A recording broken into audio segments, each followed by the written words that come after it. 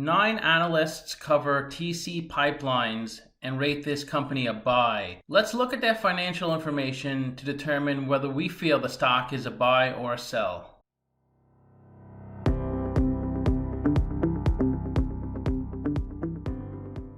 Welcome to my channel. I'm Scott, and if you want to catch my newest video, I post one every day at 8 a.m. In this video, I am going to walk you through the process of valuing TC Pipeline stock by analyzing their financial ratios and dissecting their financial statements so we can determine if the stock is a buy or a sell. TC Pipelines is an oil and gas midstream company.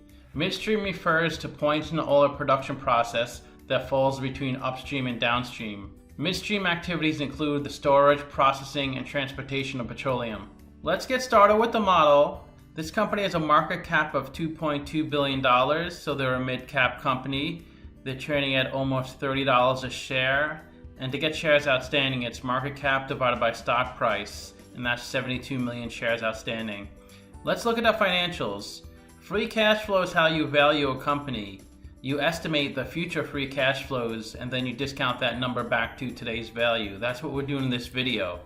And free cash flow is cash flow from operations minus capital expenditures. If a company has positive free cash flow, it makes it a lot easier for them to pay down debt, pay dividends, acquire other businesses, or invest back into their business to grow it. If a company has negative free cash flow, it might not be able to do any of those things. And this company has positive and healthy free cash flow each year, which looks really good. Net income is a profit and loss on the income statement. It's revenue minus expenses. And their net income is positive in 3 to 4 years. It's negative in 2018. We'll look at their financials later to figure that out. Their revenue looks pretty good. It grows a lot from 2016 to 2018, but then drops in 2019, similar to lots of other oil and gas companies. And besides 2018, they have amazing margins, 62 to 74%. Net profit margin is net income divided by revenue. It's how well you convert revenue into profit. And in 2019, they converted 74% of their revenue into profit. That means 26% went towards expenses. Let's look at the financials. This is the income statement, and you can see in 2018, they had the highest revenue year, $549 million. But that's the only year they had negative net income. So the top of the income statement starts with revenue, then cost of revenue. That's how much money it cost this company to generate this revenue. That's for the payroll for the workers on the front lines. It's also other expenses. Then the gross profit, which is the difference between those two numbers. Below that is operating expenses. These are all the expenses that are not directly tied to making the products. Then the difference between gross profit and operating expenses is operating income. Below that is the interest they pay in their debt. So it looks like each year they have a good amount of funds left over after paying their interest payments. What brought down the net income was the negative $420 million in other. When a company has a profit or loss that's not directly tied to their core operations, they have to put that into other. And each year in the other category, they make quite a bit of money from earnings from equity interest. Equity method accounting is when a company owns 20% to 50% of another company, so it has significant influence. And it made $173 million on its investments in 2018. Every other year, it seems to be profitable in equity method. The big negative was this negative $596 million from special income charges. I'll show you what that is. So sometimes you can't get all the information from Yahoo Finance. This was from their 10K. The $596 million was from two things: asset impairment of $537 million and goodwill impairment of $59 million. Goodwill can only occur when a company acquires another company for more than it's worth. To give you an example, say this company acquired company X for $10 million, but the value of company X is $7 million. The way you would know it was worth $7 million, is because you would look on the balance sheet and see the assets minus liabilities equals $7 million. Once the acquisition is complete, you would move all of company X's assets and liabilities onto your balance sheet. Remember, the assets minus the liabilities equals $7 million, but you paid $10 million. So you would have to plug $3 million into the asset goodwill to accurately reflect the $10 million acquisition price. Every year following the acquisition, you would have to test for goodwill impairment. That means you would have to figure out what the value of company X is currently worth. Next year, if you deduce the value of company X as $9 million, you would have to reduce your goodwill from $3 million to $2 million and also pass through a $1 million loss onto the income statement. The $1 million will bring down your net income but does not affect your cash, since the cash occurred when you acquired the company last year. In 2018, the company reduced its goodwill $59 million because the companies it acquired in the past, it deduced that they were worth $59 million less in today's values. The biggest decrease was a $537 million deduction from Bison. When this company initially acquired the Bison pipeline asset, it put it onto its balance sheet. And then in 2018, it determined that the asset's current carrying value was no longer recoverable. So the company reduced the value of Bison on its balance sheet by $537 million to be more in line to what the value is in today's dollars. Since the company acquired Bison years ago, that's when the cash happened. So now it's an accounting change, so it doesn't affect cash flow. So we have to add these numbers back, the $537 million and the $59 million, on a statement of cash flows. That's why cash flow is positive, but net income is negative. So you can see the negative $165 million of net income.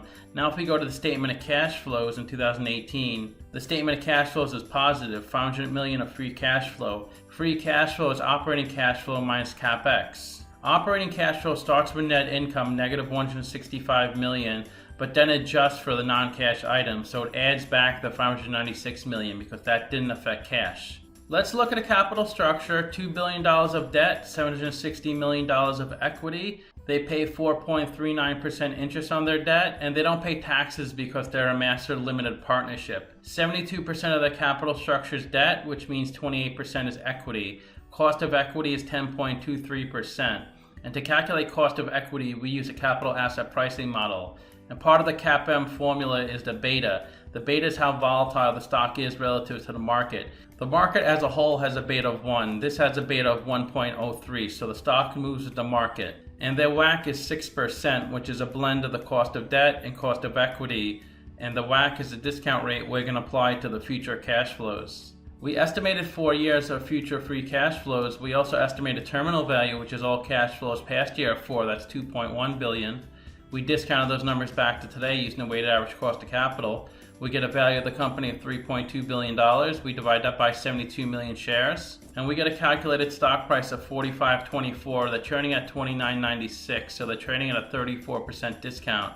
It's a buy according to the model. Simply Wall Street is saying the stock is overvalued. Their valuation is $27.51, so they're saying it's 8% overvalued. Let's see where the stock has been trading the past few years. So it was trading between $40 and $60 for a couple of years, but then dropped a lot in 2018. It's been pretty steady since then, so it looks like it could be a really good value according to my model.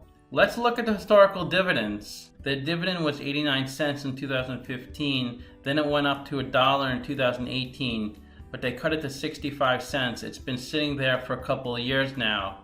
The dividend yield is pretty good, 8.84%. To calculate dividend yield, it's annual dividend over stock price. So as the stock price comes down, the dividend yield goes up. If you invested $10,000 into this company 10 years ago, let's see what it would be worth today. If you invested $10,000 in October 2010 and you reinvested the dividends, that money would be worth $12,443. That's a total return of 24%, an average annual return of 2.2%. And if you didn't reinvest those dividends, that value would be a little more, $12,825. That's not the greatest return, but at least you didn't lose money. And it's good to remember that a company's financial performance is not 100% correlated to the changes in the stock price. It can help or hurt the stock price. The only thing that is correlated to the stock price is supply and demand of the market. The stock price will go up if there are more buyers than sellers for a particular stock. And the stock price will go down if there are more sellers than buyers for a particular stock. The market is forward thinking, so part of investing is understanding market sentiment. Let's look at the financial ratios. Really good PE ratio. The median is 15.4, the average is 17.4. PE is stock price over earnings per share. To calculate earnings per share, that's net income over shares outstanding. They're at 7.2, so investors are paying $7.20 for $1 of earnings. Price of sales is a little high. The median is 2.0, the average is 4.6. Price of sales is stock price over sales per share.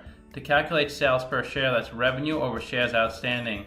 They're at 5.3, so investors are paying $5.30 for $1 of revenue. Price to book is really good. The median is 2.3, the average is 4.8. Price to book is stock price over book value per share. To calculate book value per share, that's equity over shares outstanding. They're at 2.8, so investors are paying $2.80 for $1 book value.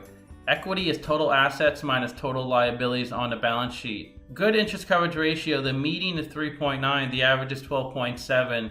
Interest coverage ratio is EBIT over interest expense.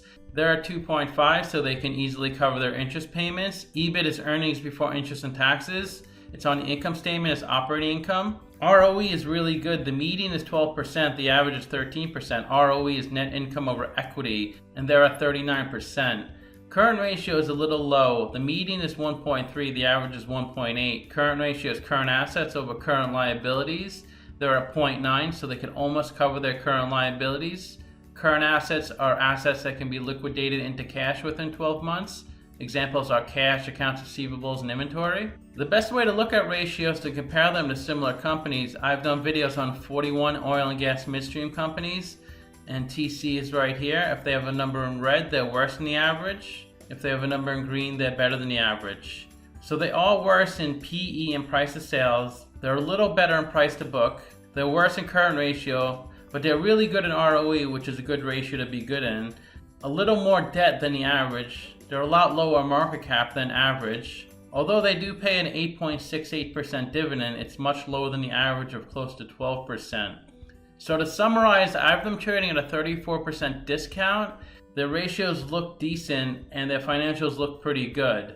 Let me know what you think. Give this video a like, subscribe, or comment below. I respond to all comments. Also, if you'd like to do a private Zoom session with me, receive a custom valuation, or support the channel, you can become a member by clicking a link in the description below. Every month, I will provide my members with an Excel file to help them better analyze stocks.